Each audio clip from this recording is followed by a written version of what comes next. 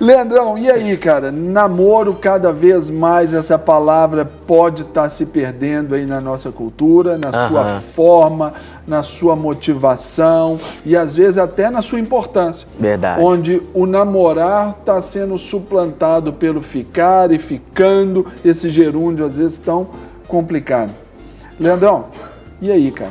Precisamos de resgatar essa ideia do namoro? Com certeza, com certeza. Eu tenho percebido, Sérgio, que essa etapa antes, que aí muitas pessoas colocaram diversas nomenclaturas, né? Tem lá a corte, romance real, um bocado de outras coisas aí, que eu chamo de etapa pré-casamento. Ela tem enfraquecido cada vez mais, tem se mostrado muito fraca, e o resultado disso é dentro do casamento, né? A gente vê que o número de divórcios, você trabalha com família, só cresce no Brasil.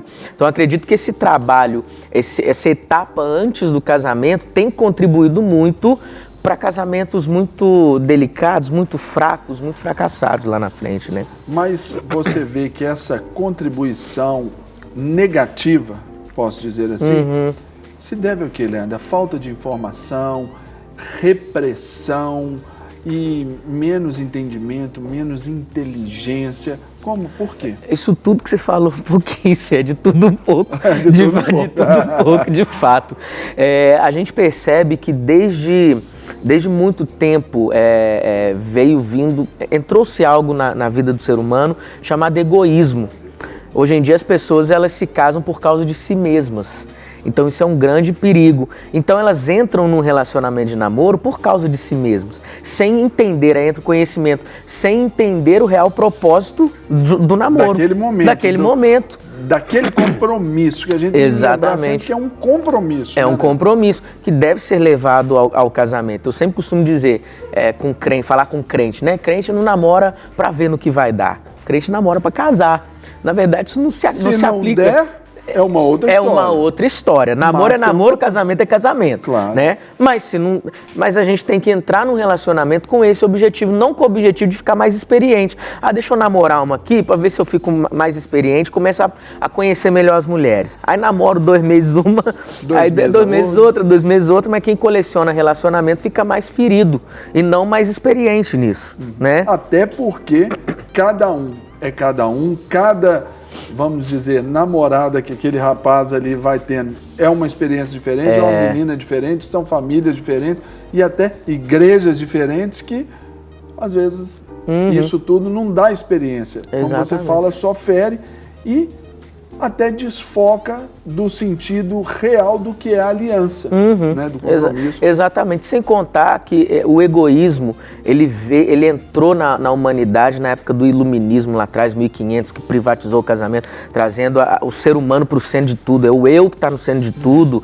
Então, quando hoje em dia as pessoas vão iniciar um namoro, antes disso, elas criam lá, por exemplo, a listinha para elas, entendeu? Não, eu quero que seja assim, assim, assado. Uma jovem uma vez chegou para mim e falou assim, eu sou uma mulher muito de fé, pastor Leandrinho. Eu falei, mas por quê?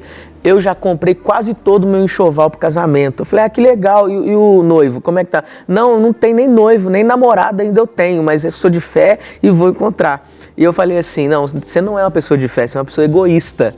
Ela... Como assim? Eu falo disso em todo lugar, todo mundo me aplaude. Você está dizendo que eu sou egoísta? Eu falei, você está escolhendo sozinha, você está fazendo do jeito que você quer.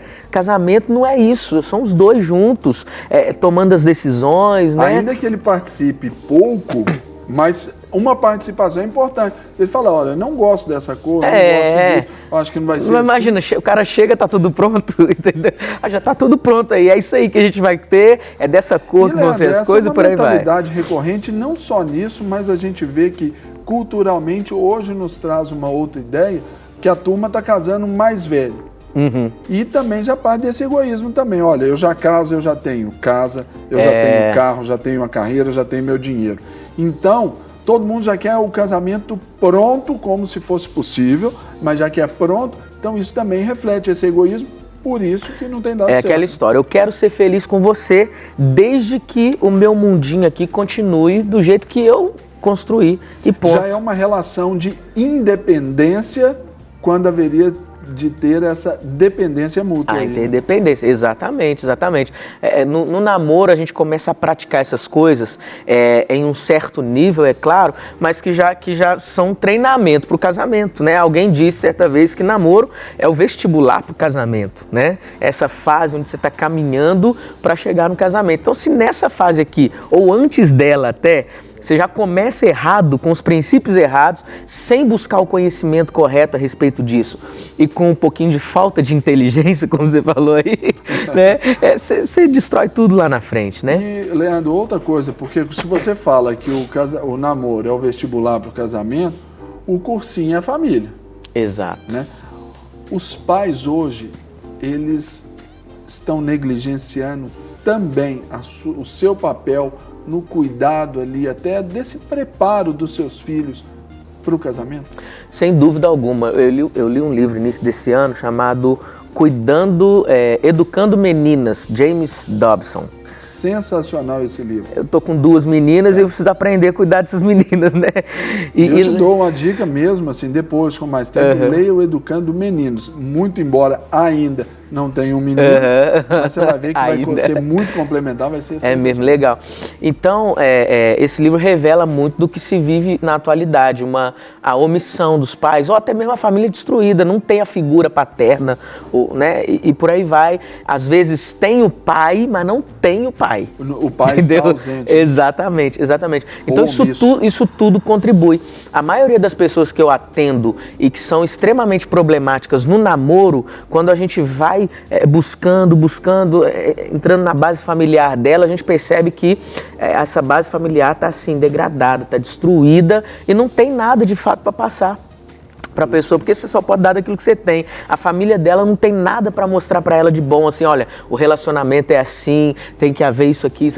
A pessoa não tem, a família dela não tem. Então, como é que aí ela entra num relacionamento de namoro sem essa base dentro de casa de referência, né? E aí é por isso que hoje em dia existem os ministérios na área de relacionamento, que eu acho que nem deveria existir, porque a família deveria dar essa base, a família deveria dar essa base, mas a gente está aí para isso. A gente está aí para isso, a igreja ela entra como esse contraponto à cultura. Aí. Exato. E hoje, como que é feito o trabalho, a pessoa se identifica com isso? Eu me identifiquei com isso, eu não tive essa base, então eu busquei na minha história, como crente, o indivíduo, depois no namoro, para hoje estar casado, eu busquei referências e busquei conhecimento.